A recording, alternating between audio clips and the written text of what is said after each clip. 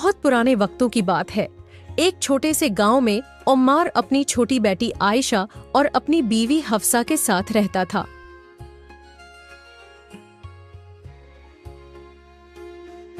वो अपनी खेतों में मेहनत मजदूरी करता, लेकिन फिर भी उसका गुजारा मुश्किल से होता।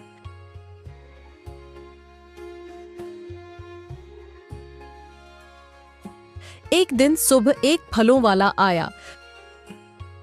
अमरूद ले लो, माल्टे ले लो, सेब ले लो। अमरूद ले लो, माल्टे ले लो, सेब ले लो। बाबा, मुझे सेब लेकर देना बाबा, मेरा सेब खाने का मन कर रहा है। ये सुनकर हफ्सा अपनी बेटी आयशा से कहती है, आयशा बेटी, तुम्हारे बाबा के पास पैसे नहीं होंगे, दुआ करो तुम्हारे बाबा का अच्छा सा काम लग जाए, फिर तुम्हारे लिए बाबा खुद लाएंगे। ये सुनकर उम्मार अपनी बेटी से कहता है, बेटी आयशा, दुआ करो अल्लाह पाक मुझे अच्छा सा हलाल रिस्क वाला कारोबार दे, फिर मैं अपनी बेटी के लिए जो मेरी आयशा को अच्छी लगी वही चीज ला दूंगा। सुनिए, आपको अब कुछ करना होगा, घर में शाम को पकाने के लिए कुछ नहीं है। उम्मार जवाब देता है, हाँ हफ्सा, मैं तो बहुत मेहनत करता हूँ, लेकिन बहुत दिनों से बारिश नहीं हुई, पूरी खेती बर्बाद हो चुकी है। मैं अपने दोस्त अजीज से बात करता हूँ, शायद कोई काम निकल आए। इतना कहकर उम्मार अपने दोस्त अजीज से मिलने उसके घर चला जाता है। क्या हाल है अजीज? अस्सलाम वालेकुम, कैसे हो? अजीज जवाब देता है, वालेकुम अस्सलाम अम्मार, आओ आओ, कैसे हो? आज कैसे आना हुआ? हाँ अजीज, बस क्या बताऊं यार, हालात ऐसे हैं कि 2 वक्त का खाना भी मुश्किल हो गया है और बारिश भी कब की नहीं हुई, जो भी खेती में बोया उसका कोई पता नहीं। हाँ अम्मार भाई, सबका ही कुछ ऐसा ही हाल है। अजीज भाई, अब तुम ही बताओ क्या करें? अजीज सोचकर कहता है, मेरे पास एक आइडिया है। हमारी खेत के बगल में जमींदार अहमद का कुनवा ऐसे ही पड़ा है, क्यों ना तुम, मैं और उम्मर मिलकर उस पे काम करें। हाँ अजीज भाई, ये तो ठीक है, चलो जमींदार के पास चलते हैं कि वो इसकी इजाजत देते हैं। इतना कहकर वो जमींदार के घर की जानिब निकल पड़ते हैं।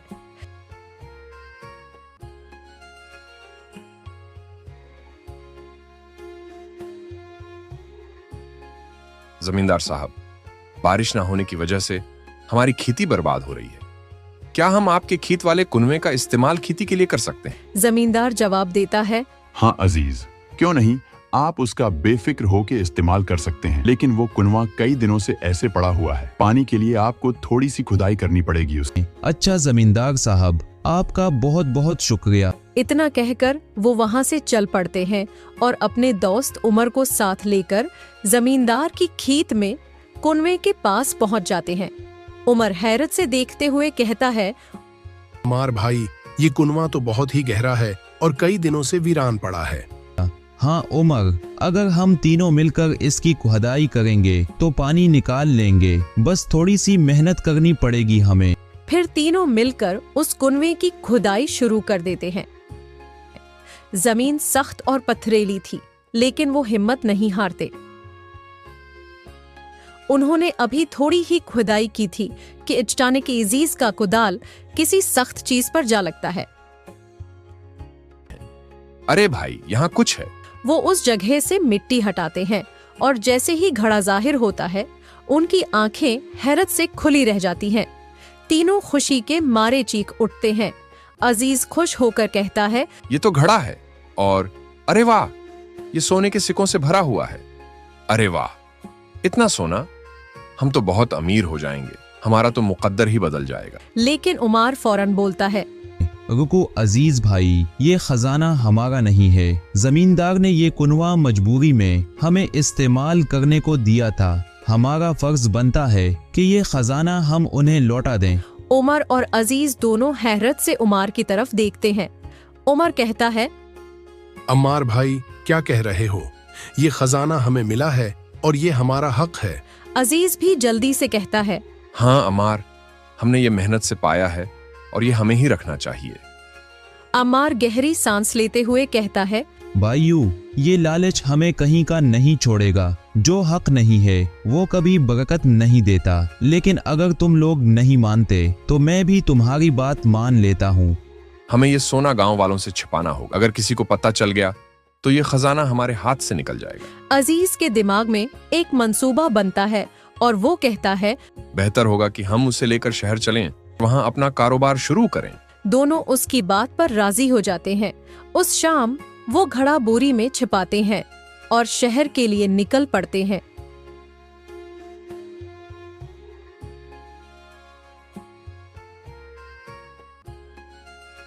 रास्ते में अजीज के दिल में लालच बढ़ने लगता है।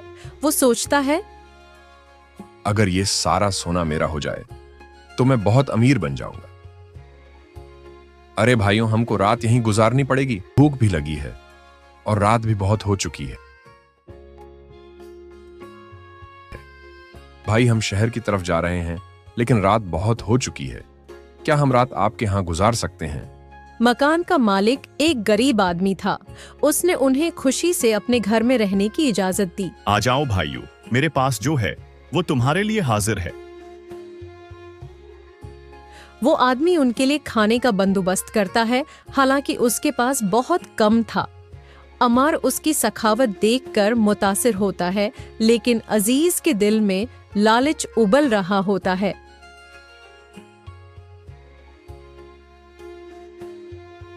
रात को जब सब सो जाते हैं, अजीज चुपके से उठता है और उस घड़े को चरा कर फरार हो जाता है।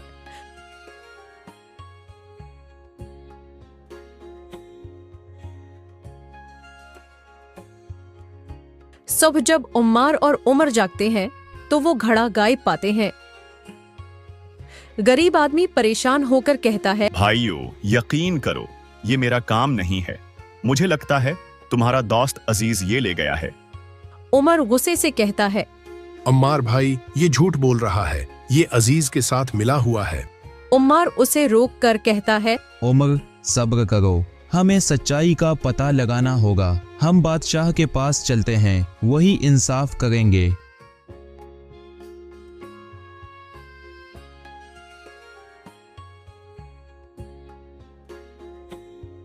अगले दिन वो बादशाह के दरबार में पहुंचते हैं और तमाम कहानी सुनाते हैं।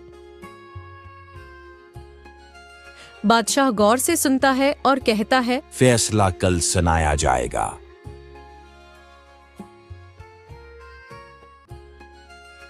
अगले दिन वो बादशाह के दरबार में पहुंचते हैं।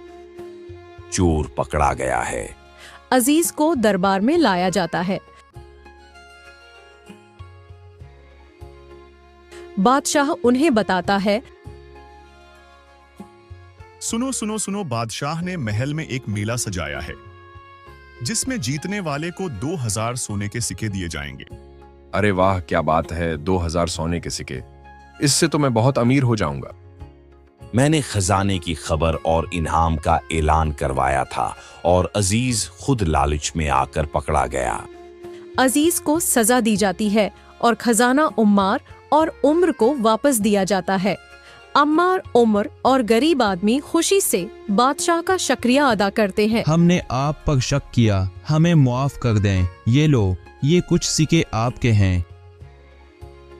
बादशाह उनकी ईमानदारी देखकर बहुत खुश होता है। उस तरह उम्मार की दियानत और बादशाह की हिकमत ने सबको इंसाफ दिलाया।